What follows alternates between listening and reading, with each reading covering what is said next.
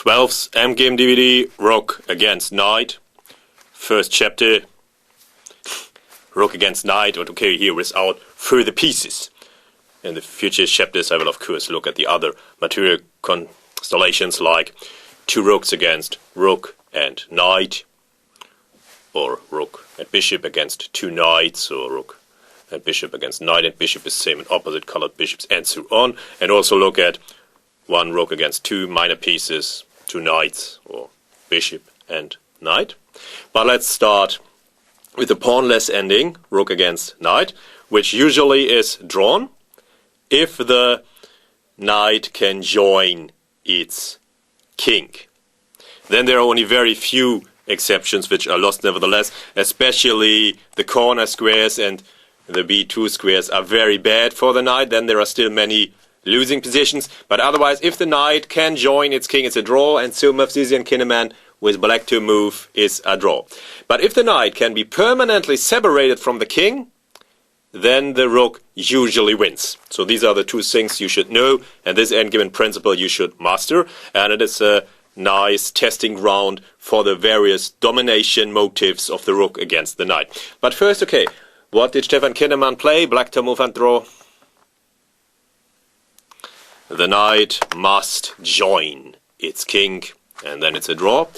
Why is King A2 wrong? King C3, and now, the Knight cannot join its king under favorable circumstances. One unfortunate line would, for example, be like this. Okay, now the Knight has joined the king, but somehow it's a bit unfortunate. And after the check, they are separated. The Knight cannot rejoin the king, as, it can rejoin the king, but now it's dominated. One of those few exceptional cases where the Rook wins nevertheless. Domination. And after Knight C6, they are either separated or the Knight. Here the Knight would be lost directly. I only looked at Knight E5 check. What about Knight B4 check to try to rejoin the king? Okay, King C3 would not be the best option I see. Okay, so now the Knight must move, and now we continue to hunt the Knight, and then it's a nightmare for the Knight. So I looked at Knight E5 check, but now the Knight cannot join the king, is driven further away, and this geometrical domination configuration I want to call Knight check shadow. As the Knight needs 3 moves to give check, and 4 moves it would need to occupy the e4 square in this typical dominance configuration, and the king controls the squares in the direction, in the southwest direction in this case. So this is a very, very typical domination configuration, and it occurs so often and is so important that I want to coin an own term for it. And in German it would be Springer, Schach, Schatten, with the 3 S, Springer, Schach, Schatten, and here a Knight, check, shadow. And this will occur very, very often, and I think it is very helpful, as I usually like these graphical rules of thumb. But never apply them automatically alone, always calculate concrete variations to underscore them, to make sure that they are really well adhered. But here it is relatively clear, but okay. Now the Knight is hunted.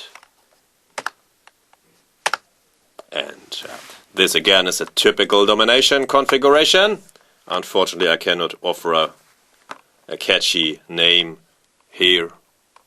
So, but nevertheless, you should remember this domination configuration. And the Knight is dominated here in the southwestwards and southeastwards direction. And here the rook, it's completely dominated, and of course here it's easy to see that it's lost immediately.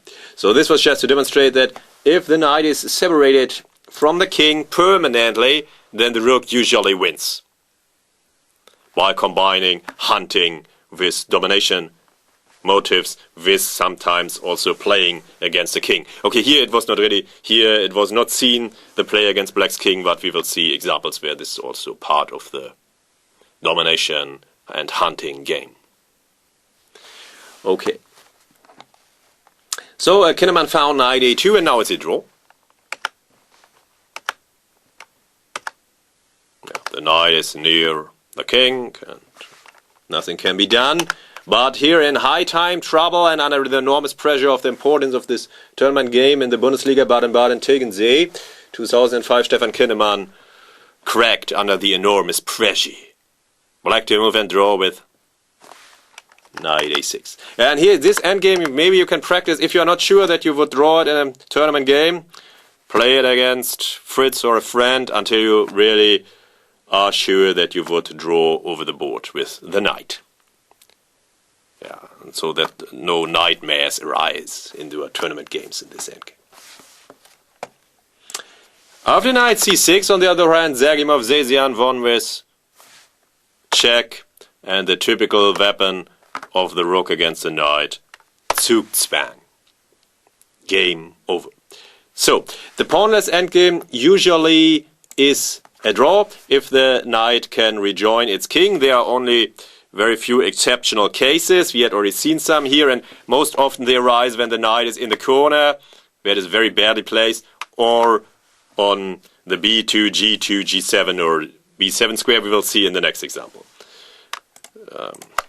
Otherwise, normal situations like this are drawn, and the attacker usually wins if the knight can be permanently separated from its king. Then the rook wins.